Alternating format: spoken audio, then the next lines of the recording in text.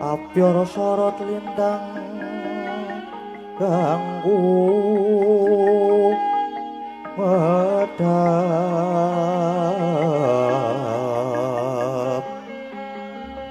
Arang yo arang-arang wayangan ditunggani kakangku lanang ngene iki arang-arang. Temu kangen. Temu lawak. Kekane wong akrami tutu pondo tutu rupa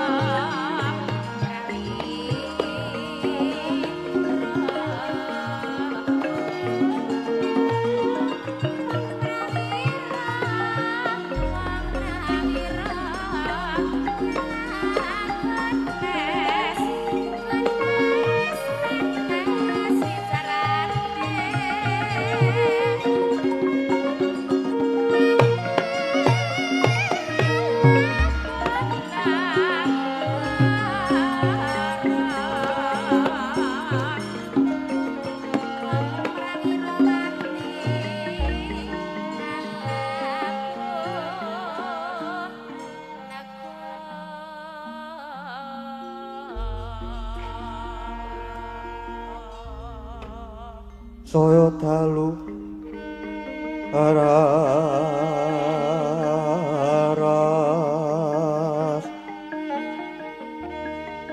apyara sorot lintang ganggu medhap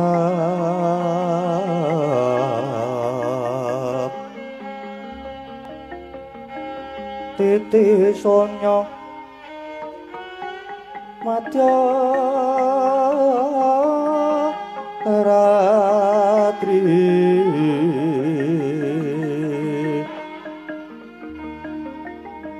lumrang kandaning puspita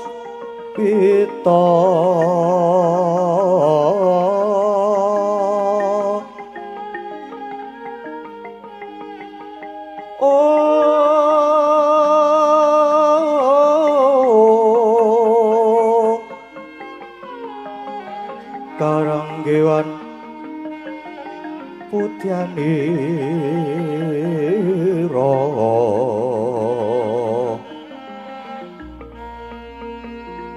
sang Trijawara brengeng lira swaraning madu pranta manungsung sarining ngembang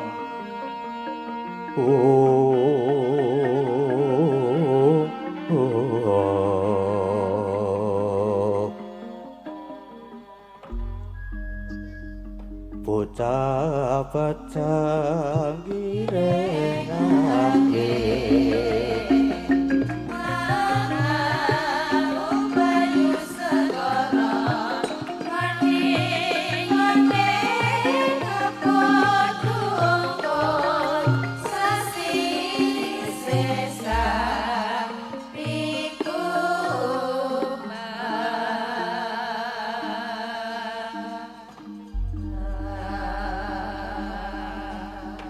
Siruping Sang Hyang Arga gumantos ing dalu jroning ratri dereng wonten ingkang kacarita.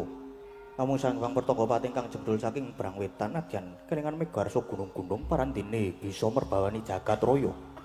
Dupi tata sing kamantian dewasane nang wau kawusa wancine wis ngancik gara-gara eka bumi dwi sawah tri gunung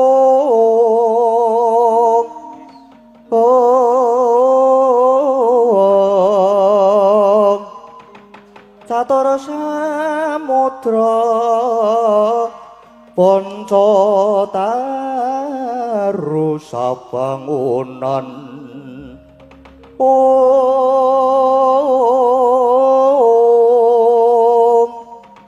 Sabda Pandita Asta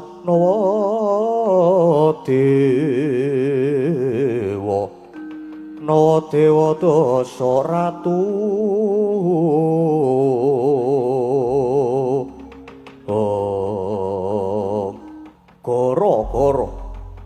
Goro goreng jagating pakliran saiki amung ngurmati mijilira parapat punakawan kelurah Semar Garing Petruk semono kelurah Bagong ingkang samya gegojekan madyaning ngara romba alon arire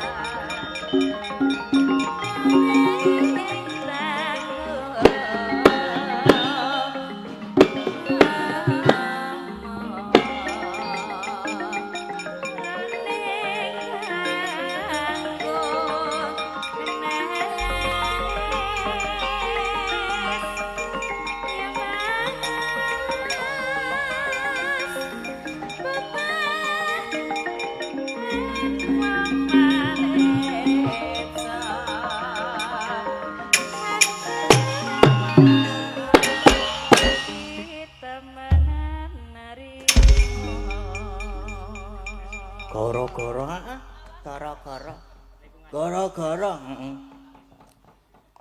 sowan ngendi iki, Gong? Soan ning SMK PL PL ki apa? Pangudi Luhur Muntilan Magelang Jawa Tengah. Ya. Mau visi misine kelingan apa ora, Gong? Lah aku mau turu wae. Ora pati gatekke. Ayo diwaca meneh. Coba diwaca nek nyata wong pinter ki diwaca. Heeh. Visine iki menghasilkan lulusan yang berkarakter baik, berkompeten, unggul dan terdepan di tingkat global. Aja kaya aku. Aja.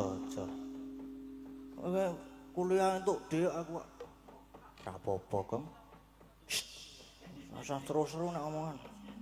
Misine apa, Gong? Misine Misine iki mendampingi peserta didik dalam menerapkan nilai-nilai karakter yang baik dan berlandaskan Allah adalah kasih. ya ana 5 apa 4 ding, Gong? Diwaca kabeh kok, Gong. Heeh, iki terus sing nomor 2 mendampingi peserta didik menguasai kompetensi sesuai bidangnya agar dapat mengaplikasikannya dalam kehidupan maupun untuk studi lanjut. Ya. Terus ana apa neh, Gong? Mendampingi peserta didik untuk berprestasi unggul dan terdepan agar menguasai kompetensi sesuai dengan perkembangan zaman. Ya. Terus Mengupayakan sarana dan prasarana serta unit produksi sesuai perkembangan zaman. ya terus iki SMK Pangudi Luhur kene iki ana 4 program keahlian. Apa wae, Gong? Nek nyoto wong pinter kuwi Bilangnya cok ya. Teknik furnitur. teknik furnitur iki apa? Furnitur kuwi kaya perlengkapan rumah. Kuwi engko ana lawang, ana jumbo, ana kompor. Wah, kuwi peralatane apa? Ana ya bangsane nggon meja, kursi, terus lemari, amben ngono kuwi lho. Ya, terus apa neh, Gong? Desain permodelan dan informasi bangunan. Kuwi ngopo kuwi? Apa ya kira-kira ya? Permodelan kuwi dadi model ngono apa ya? Ora ngerti aku, Gong. Kowe sing ngerti kok. Wah, apa ya? Permodelan iki apa kaya nggon majalah-majalah kae apa ya? Majalah sing ngopo? Sing kae lho. Gambar, desain kuwi, ngono-ngono kuwi lah intine. Ya, Arsitek pribadi.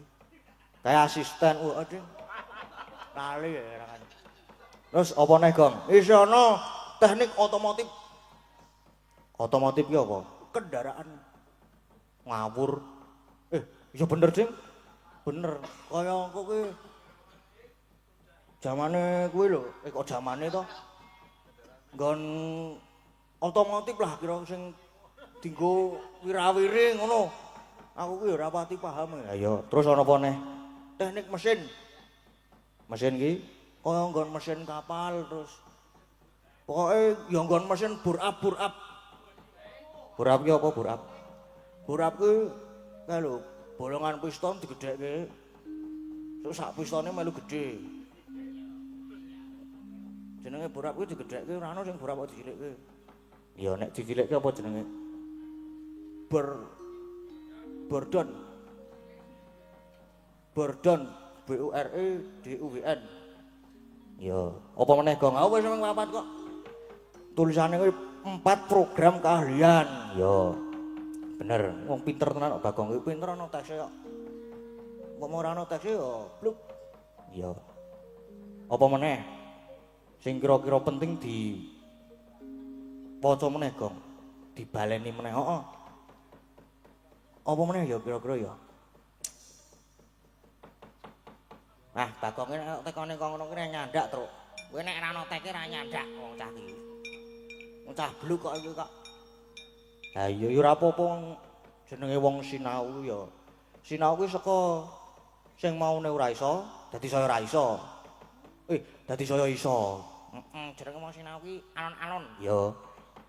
Kaya awake dhewe iki, Heeh, karo tahap sinau, tahap pembelajaran. Mulane iki nek apa jenenge kathah lupute iki. Nyuwun pangapunten. lah iya makane ya piye ya. Ah sesasi ra ono apa-apa ra ono kegiatan ki. Poso ya aku wingi blas ora bolong lho. Kowe kuwi Ya iya ya. Blas ora bolong lho aku poso ki. Mergane ra poso. Kaya Bagong barang kuwi. Poso kowe Gong wingi Gong? Ora. Aku ora tau mokel kok aku wong tertib. Ning ora tau poso mingan. gelut yo Gong yo. Ngopo kowe kok temperatur? Temperamen. Barang kowe mau menyang rene iki sak mobil wong-wongan cengok kabeh. Tenan kan. Nang mobil iki wis unek-unekan wong-wongan cengok. Mengono-ngono kuwi supaya aja tekan kene iki yo ngomongke cengok kuwi ora ono entekane. Iya. Ya ora apa-apa kaya ngono kuwi. Besok didoi Gong ngono kuwi Gong, rasa disrawungi Gong. Aja lah. Aja kowe arsitek apa jenenge? Mester. Aja pokoke kono kuwi tetep disrawungi, dijupuk sing elek, dibuang sing becik. Dijupuk sing becik, dibuang sing elek. Aku kuwi pirang-pirang dina ora ketemu wong-wongan cengok kuwi terus gering seminggu aku. Tenan iki jebul tambahane wong gering iki ketemu wong-wongan cengok lho. Iya, ya kuwi jenenge wong lara kuwi nek ora mari-mari kuwi anu. Menurutku kuwi sugesti. Alah sugesti apa to? Aku kuwi bersugesti nek aku sesuk sehat, sesuk iso beraktivitas. Ya tetep lara kuwi seminggu kuwi. Lah lara apa to, Gong? Lambung. Lambunge munggah tekan paru-paru. Ning saiki wis mari Wis sehat. Bare wayangan rudal ki terus sehat walafiat aku. Ya. Aku kuwi kesepian lara aku kuwi. Aku wonge ora iso kesepian aku.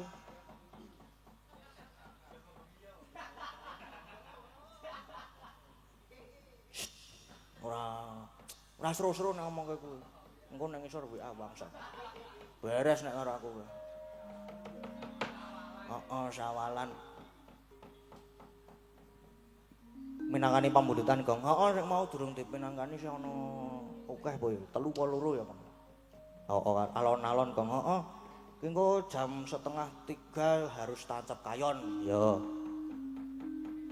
Ki bar iki lagu-lagu sing tak tilakane apa wae to mau ki aku lali. Ana endi mau? Kopi wengi, kamu pun digantos wau. Sing niki muga nyawiji niki digantos kan, soalé dereng pemanasan. Terus ana iki karo tembang kangen. Ya karo tembang kangen kuwi Gong. Arep sing endi sik Gong? Manut kowe arep minangkani sing tembang kangen apa sing iki mau sing muga nyawiji diganti. Ya aku manut kowe Gong. Wah, lah aja manut aku. Aku ki wong ra iso digugu kok dinut. Menengo to kowe iki? Ya manut Kang Gareng sing paling tuwa. Nah, ngono kuwi lah ya malah. Aku ki ya. Aku nek ora Sapa ya? tembang kangen ki engko sik lah. Sing nyawiji kuwi diganti sing alus-alus. Ya mene iki nek Langsung di naik tembang sing apa jenenge? Grumbyang-grumbyang ki ora nges. ah iya, ya arep diganti apa? Diganti ular kambang. Wah, nyamleng iki engko Kang. Iya aku nek alus-alusan mong aku. Sing kepareng nyekar sapa? Aku nek ular kambang ki sapa ya? Bu Wahyu. Bu Watu wis nek kon nguler kambang jan asik nanyes. Ya. Di nganu Gong, di nganu Gong. Di apa jenenge? Disapa, heeh. Iki durung Bu Watu anu Bu Wahyu. Nggih, Sugeng dalu. dalem. Sugeng dalu, Pak Dalang, Mas sugeng dalu. Dalang. Kok Bu Watu rikono? Pripun? Kok Watu rikono? Jenenge typo ki. Kleru ngomong ki typo. Oh, typo. Heeh. Ngomong nggih iso typo to? Iso wae. Aku omongan nganggo autocorrect keyboard bareng iso kok. Oke, siap. Dalem, Mas, pripun? Apa jenenge mau? Apa kuwi ular kambang? Nggih. Nggih, ular kambang dienggo tombo capek. Heeh. Adep kono, Gong. Oh, aku nak madhep kono. Menikmati ya padhiake. Mangga ku Wahyu. Becik apa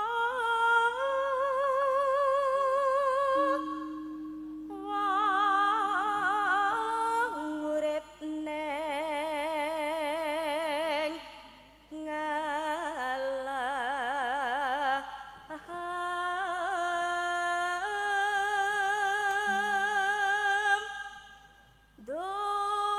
donya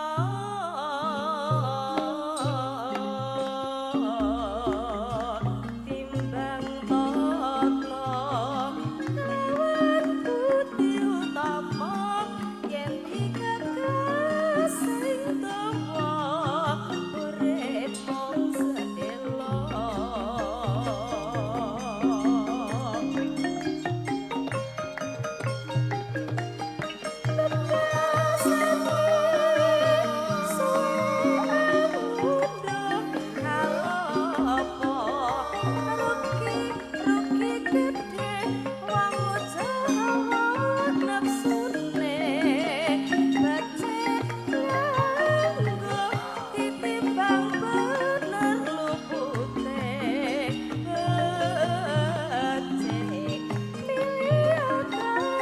Lan sing bener aja minger-minger yen minger pun gak kepingan yen wis kepecut mung denger-denger ora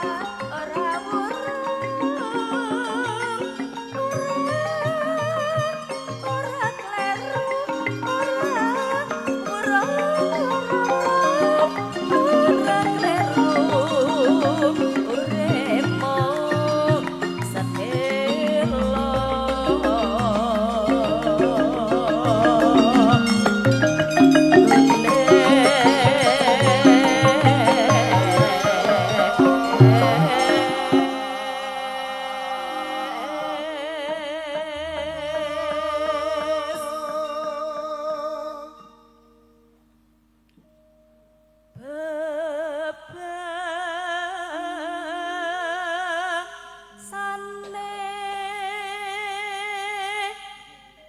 Suwe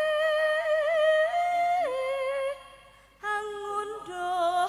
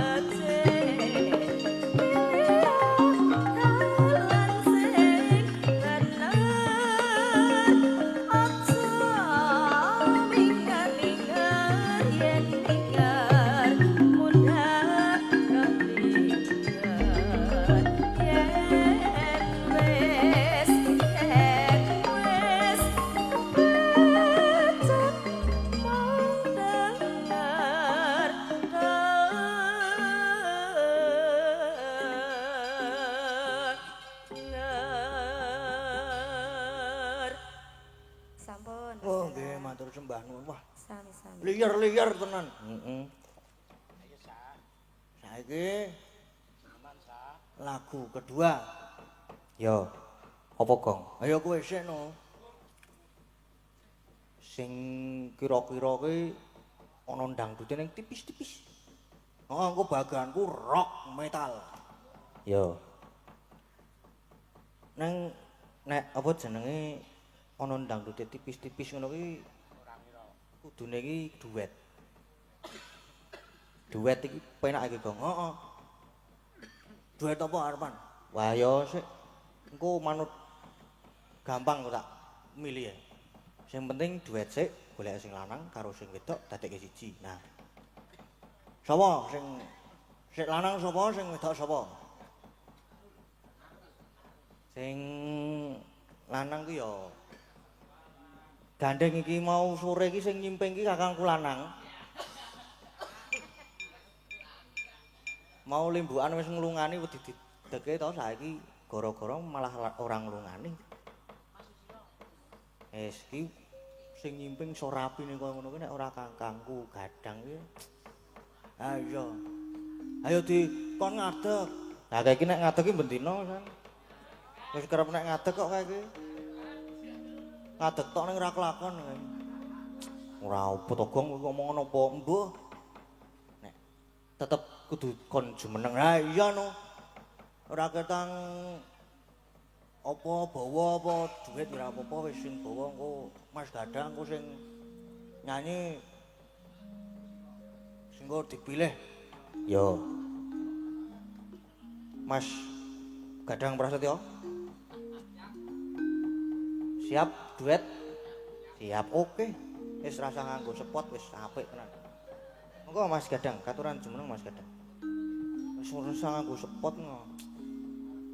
Sepotane gupak gupak gupak gupak gupak gupak gupak gupak gupak gupak gupak gupak gupak gupak ayo wijik ayo wijik ayo wijik ayo wijik. Sapik to? Baik ngono wis sip wisan. Iya.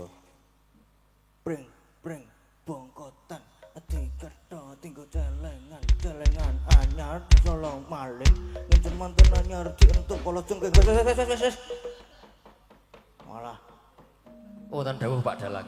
ayo sekarang yo arang-arang wayangan ditunggoni kakangku lanang ngene iki arang-arang temu kangen temu lawak karo ya ora ketang bawa-bawa Mas.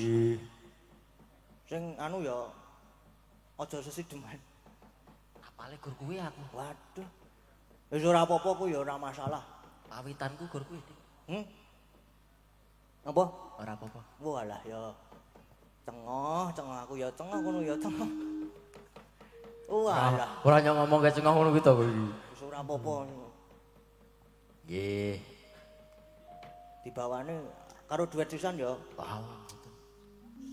Bau mau Pak Dalang nggih, bau mawon nggih. Iki lho aku ono. Engko tak ki keh iki lho.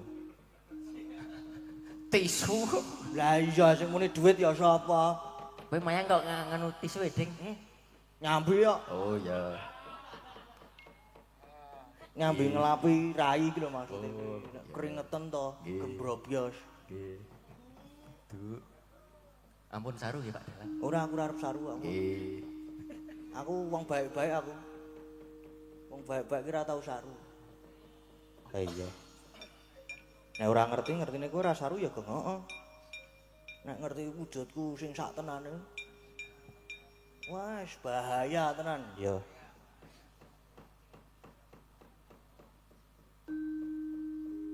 Sik Tomir kowe iki ngopo to? Kono. Burung wayahe kowe metu mengko sik.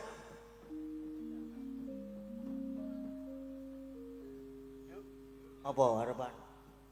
Nyon pelok barang. Oh, belok. Ya, belok barang. Oh. Oke. Beres. Singkong dan keju. Nah.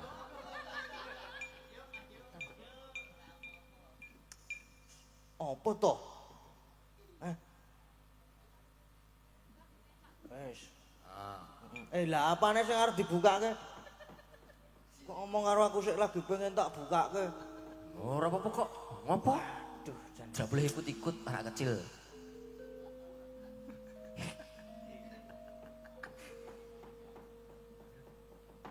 Bawa apa arepan, Mas? Anu mawon. Asmarandono. Asmarandono. Monggo, monggo. Kekarane wong akrami tutu pondo tutu rupa among ati pawe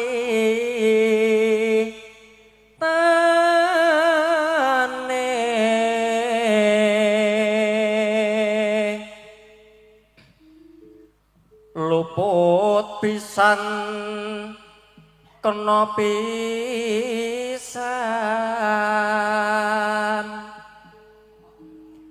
yen gampang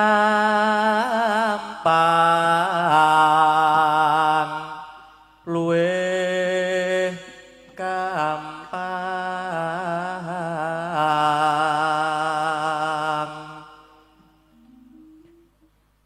yen angel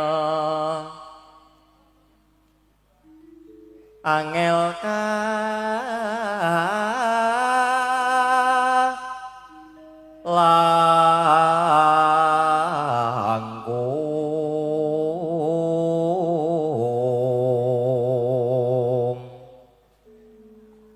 tan kena tinumbas harta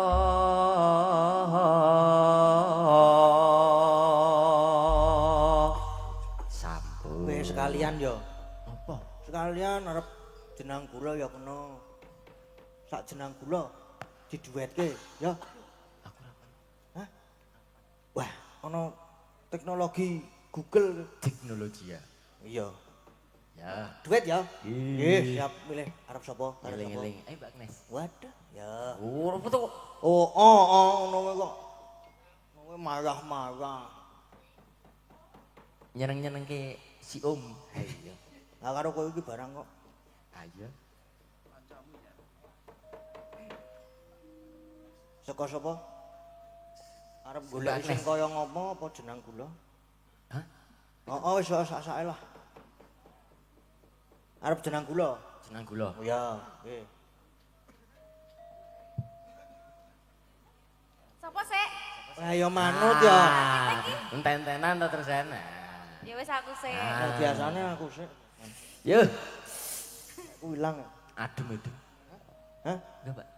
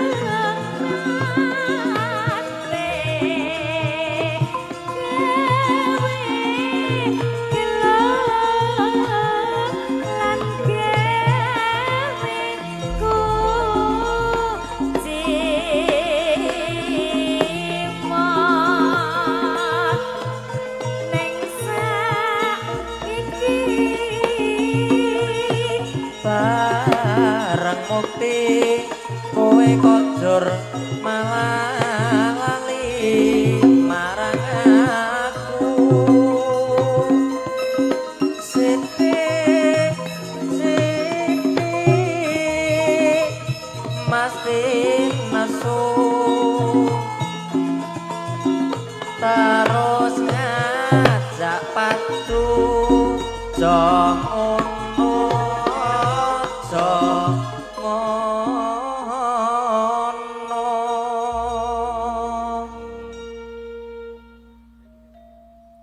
Apa kowe pancen ra kelingan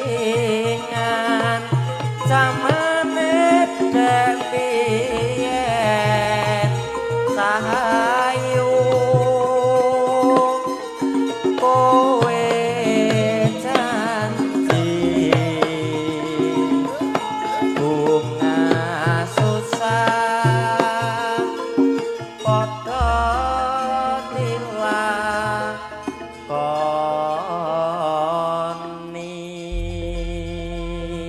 Nggih. Matur sembah nuwun. Sembah nuwun nggih Mas Nggih, Mas Gadang, Geding, nggih. matur sembah nuwun Pak Agnes. Yes. Saiki mau wis jenang gula. Oh, saiki kowe gong Aku, ya kalau aku tak minangkani pamundutan tembang kangen. tembang kangen. Heeh. Sing cekar sapa? Sapa ya sik? Mbak Orisa ya ora apa-apa. Ya, Wis ora apa-apa. Heeh, Mbak Orisa wae sik. Jos.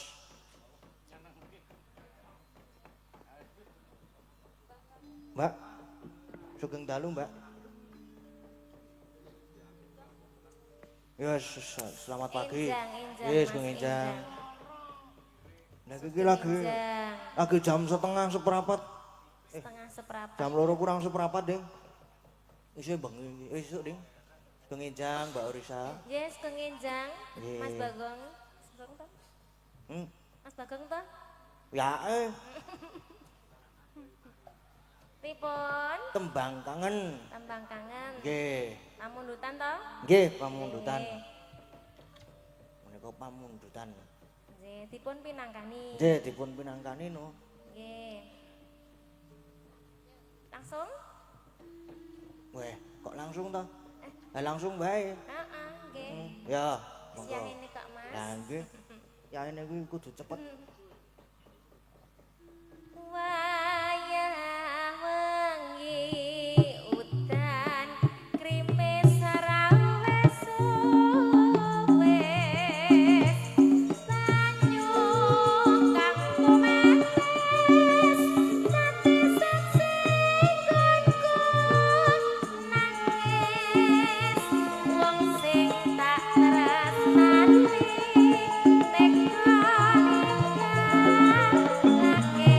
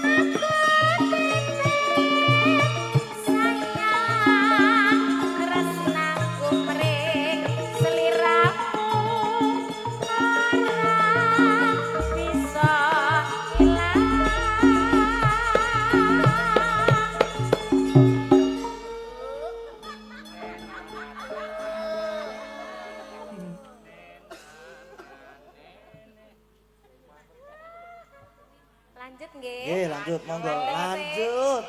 Mandek sik kalau pengendangnya bar tiba. Kesel ya, Mas. Kok ya iso tiba ki lho. Anu, ora tanggap dadi yo kaget to, Mas. Heeh.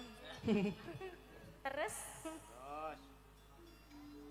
apa lali apa pancen wis ra ngerti sakanane aku tenan saksan ngenteni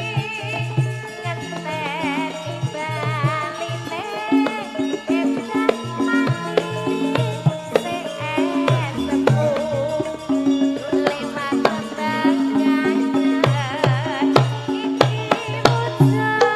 Yuk.